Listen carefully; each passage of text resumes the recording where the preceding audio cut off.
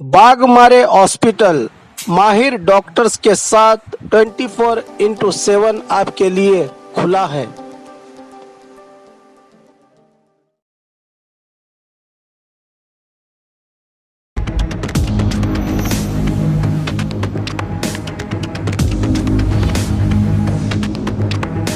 कोविड-19 के योद्धाओं का सम्मान कर्नाटका रक्षणा वेदी के बीजापुर घटक के अध्यक्ष MC मुल्ला के नेतृत्व में राज्य अध्यक्ष और संस्थापक कर्नाटक रक्षणा वेदी के नारायण गौड़ा के 54वें जन्मदिन के अवसर पर कोरोना वायरस की लड़ाई में दिन रात अपना योगदान देकर लड़ाई लड़ रहे योद्धाओं का सम्मान और ज़रूरतमंदों में राशन का सामान बांटकर आशा कार्यकर्ता और आरोग्य विभाग के कार्यकर्ताओं का हौसला बढ़ाते हुए सम्मानित करके अध्यक्ष नारायण गौड़ा के कन्नड़ प्रेम और समाज सेवाओं की प्रशंसा करते हुए लंबी उम्र की शुभकामनाएं देकर जन्मदिन का जश्न मनाया। कर्नाटक रक्षणा वेदी के बीजापुर के जिला अध्यक्ष MC मुल्ला ने मंच पर धर्मगुरु जिला पंचायत पूर्व अध्यक्षा छप्परबंद फयाज कलादगी इंडिगेरी प्रकाश और सालुडगी के अलावा पदाधिकारी कार्यकर्ता और अभिमानी इस प्रोग्राम में रहे मौजूद।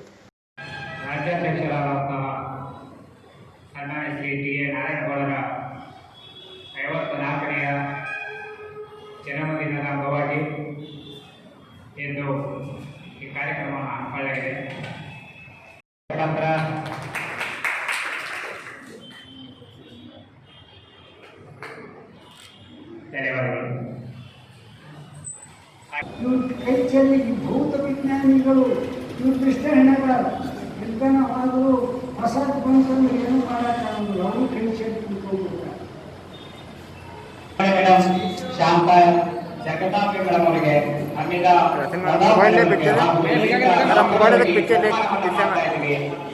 ಸಾಕಷ್ಟು ಶ್ರಮಿಸಿದಂತಹ ಕೊರೋನಾ ಮಹಾಮಾರಿ ಧನ್ಯವಾದಗಳು ಎಲ್ಲ ಕರ್ನಾಟಕ ಆಶಾ ಕಾರ್ಯಕರ್ತರೇ ಹಾಗೂ ಕೇವಲ ಇದು ಸಾಂಕೇತಿಕ ಕಾರ್ಯಕ್ರಮವಾಗಿ ಜನಮನದ ಅಂಗವಾಗಿ ವಿಜಯಪುರ ಜಿಲ್ಲೆ ವತಿಯಿಂದ ಜಿಲ್ಲಾ ಘಟಕದಲ್ಲಿ ಇವತ್ತು ಸರಳ ರೀತಿಯಿಂದ ಜನ್ಮದಿನ ಆಚರಣೆಯನ್ನು ಅದರ ನಿಮಿತ್ತವಾಗಿ ಈ ಕರೋನಾ ಪೀಡಿತ ಸಂಕಷ್ಟದಲ್ಲಿರುವಂಥ ಎಲ್ಲ ಬಡ ಜನರಿಗೆ ಅದೇ ರೀತಿ ಆಶಾ ಕಾರ್ಯಕರ್ತರಿಗೆ ಮಾಧ್ಯಮದ ಪ್ರತಿನಿಧಿಗಳು ಇನ್ನಿತರ ಈ ಕರೋನಾದಲ್ಲಿ ಏನು ತಮ್ಮ ಸೇವೆಯನ್ನು ಸಲ್ಲಿಸುವಂಥ ಎಲ್ಲ ಮಹಿಳೆಯರಿಗೆ ಸನ್ಮಾನ ಕೂಡ ಹೇಳುತ್ತಾರೆ। ನಮ್ಮ ರಾಜ್ಯಾಧ್ಯಕ್ಷರ ಒಂದು ಆದೇಶ ಮೇರೆಗೆ, ಯಾಕಂದರೆ ಈ ವರ್ಷ ಕೂಡ ನಾವು ಭಾಳ